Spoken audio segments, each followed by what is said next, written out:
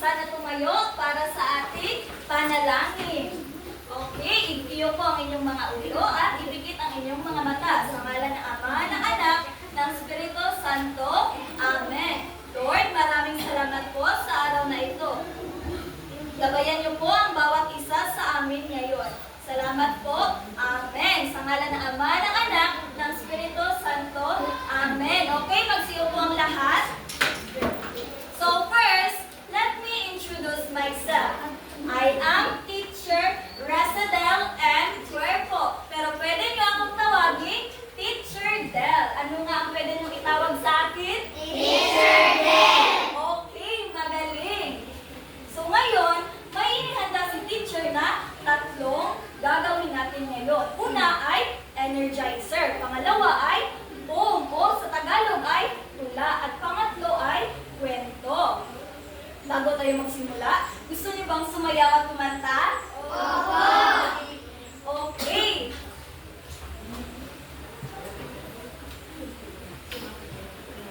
So ang title ng kantang ito ay Move and Groove. Pero tignan niyo muna po si Teacher para alam niyo ang inyong mga gagawin. Nakuha po ba? Opo!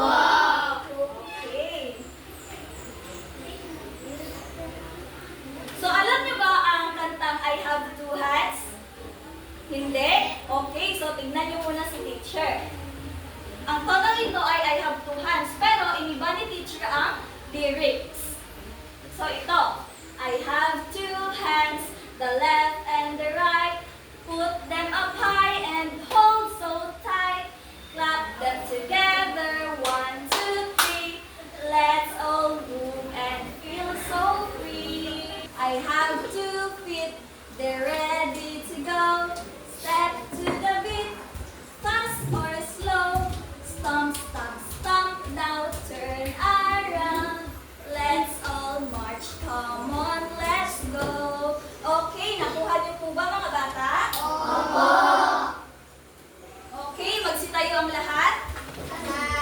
Marunong na bang magbasa ang lahat? Opo! Okay, magaling. Okay, 1, 2, 3, go! I have two hands, the left and the right. Put them high and hold so tight. Clap them together, 1, 2, 3. Let's all move and feel so free. I have 2 feet, they're ready to go. Step to the beat, fast or slow. Stomp, stomp, stomp, now turn around. Let's all march, come on, let's go. Okay, again. 1, 2, 3, go. I have two hands, the left and the right. Hold them high and hold so tight. Clap them together, 1, 2, 3. Let's all move and feel so free. I have 2 feet, they're ready to go. Step to the beat, fast or slow. Stomp, stomp, stomp, now turn around. Let's all march, come on, let's go. Okay, magaling mga bata. Nasiyahan ba kayo sa ating kinanta? Opo! Okay, magsiyo po ang lahat. Ngayon ay dumako naman tayo sa ating poem or sa Tagalog ay tula. Gusto niyo ba ng tula? Oo! Okay. Ang title ng tulang ito ay The Lord Our Shepherd. The Lord our Shepherd leads the way through darkened nights and brightened day. He guides our steps with gentle care, a loving hand that's always there. In fields of grace, He makes us rest. Our souls are healed, in Him we're blessed. Through trials deep, He'll never leave. In His embrace, we still believe. His voice is calm, His heart is pure, His love for us will still endure. With every step, we feel His grace, the Lord our shepherd in His place. Okay, kayo naman. 1, 2, 3, go! The Lord our shepherd, the Lord our shepherd leads the way through darkened times and brightest day. He guides our steps with gentle care, a loving hand that's always there. In faithful grace, He makes us rest. Our souls are held in Him we're blessed. The royal sleep is never dim. In His embrace, we still believe. His voice is calm, His heart is pure. His love for us will still endure. With every step, we feel His grace. The Lord our shepherd in His place. Wow! Ang galing namang bumasa. So, ang ibig sabihin ng tulang ito ay ang ating Panginoon ay handang bumabay sa atin at ang kanyang pagmamahal ay walang katumbas. Naiintindihan po ba mga bata? Okay. Ngayon ay dumako naman tayo sa ating kwento. Gusto niyo ba ng kwento? Okay. So ang title ng kwentong ito ay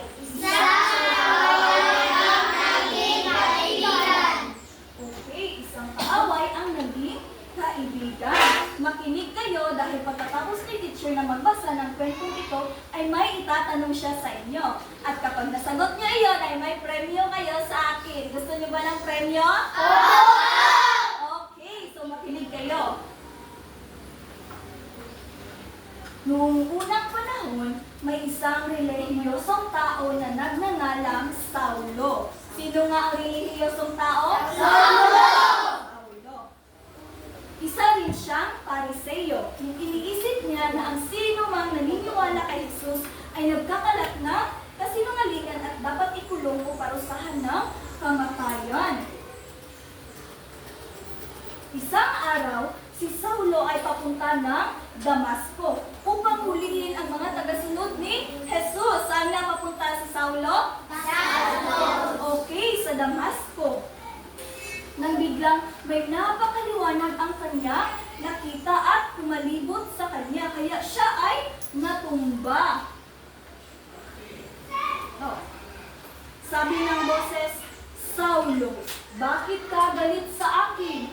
Tanong naman ni Saulo, sino ka, Panginoon? Ako si Jesus, ang nais mong saktan. Pumunta ka sa Damasco at doon mo malalaman ang iyong gagawin. Sabi ni Jesus.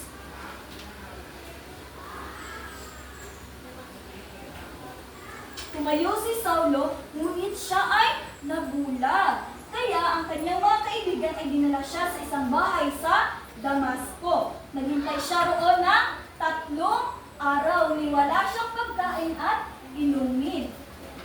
Ilang araw nga naghintay si Saulo? 3 araw. Okay, 3 araw. Samantala, nagpakita si Jesus sa isang pangitain kay Ananias, isa sa kanyang mga tagasunod sa Damasco. Sino nga si Ananias? Tagasunod ni Jesus. Okay. Iniutos ni Jesus na puntahan niya si Saulo at ipanalangin ito upang muli ito makakita. Ngunit nais ni Saulo na hulihin ang iyong mga tagasunod. Takot na sinabi ni Ananias, alam ko, ngunit nais kong gamitin si Saulo upang malaman ng mga tao sa buong mundo ang tungkol sa akin. Sagot naman ni Jesus. Kaya, Pinuntahan ni Ananias si Saulo at nanalangin ito. Pagkatapos nitong nanalangin ay muling nakakita si Saulo. At si Saulo ay nagpa-bautismo. Mula noon, binago ni Jesus si Saulo mula sa isang lalaki na nananakit sa mga tagasunod niya, ay siya rin ay naging tagasunod ni Jesus. At pinalitan din niya ang kanyang pangalan bilang Pablo. So from Saulo, siya ay naging Pablo. Ano nga muli ang naging pangalan ni Saulo? Pablo! Okay, Pablo. Ngayon, naiintindihan niyo ba ang kwento, mga bata? Oo! Okay.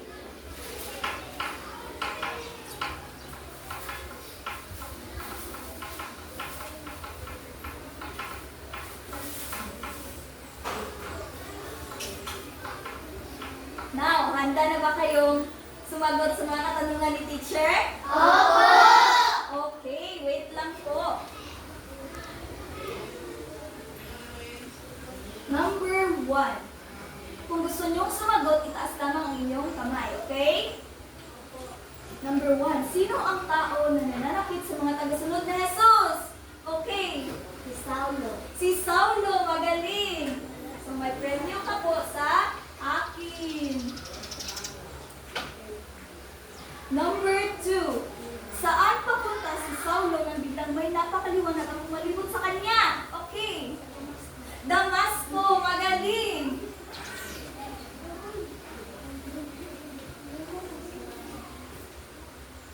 Okay. Ano ang naging pangalan ni Saulo mula nung siya ay nagbago? Pablo. Okay, mahusay. Ano ang title ng ating story? Okay, ikaw, Bing. Opo. Isang kaaway ang naging kaibigan. Okay, isang kaaway ang naging kaibigan. Mahusay. Ngayong tapos na ang ating klase, inanyahan ko ang bawat isa na tumayo.